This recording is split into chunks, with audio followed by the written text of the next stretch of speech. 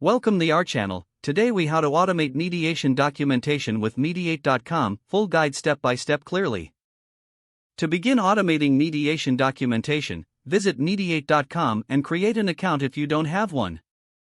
Log into your account using your credentials. Once logged in, navigate to the dashboard to familiarize yourself with the available tools and resources. Locate the section for mediation documentation automation. Select the option to create a new document or template.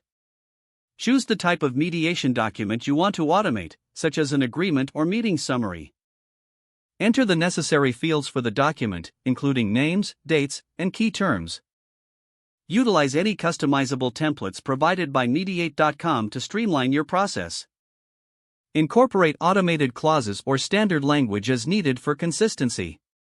Make sure to review the document structure to ensure clarity and compliance with mediation standards. Save your template to the Mediate.com library for future use. If applicable, set up reminders or notifications for document deadlines. Test the automation feature by generating a sample document based on your template. Review the generated document for accuracy and completeness. Make any adjustments to the template based on your review. Share the automated document with other parties involved in the mediation. Utilize the collaboration features to ensure all parties can review and edit the document as needed. Once finalized, distribute the document to all stakeholders and keep a copy for your records.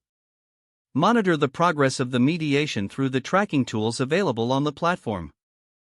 Continue to utilize Mediate.com for any additional documentation needs throughout the mediation. If the page does not load, refresh the browser or try again in a private or incognito window. Make sure you are using the correct email address, then retype it carefully to avoid small typos. If your password is not accepted, use the reset option and create a new strong password you can remember.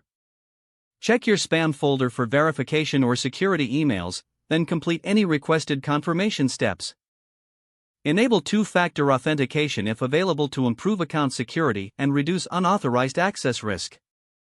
After signing in, review your profile details so your contact information and settings are accurate and current. If you see an error message, note it down and try again after restarting your device and internet connection. Log out when you finish, especially on shared devices, to keep your account and payment information secure. Don't forget to like this video and subscribe to our channel for more step-by-step tech guides.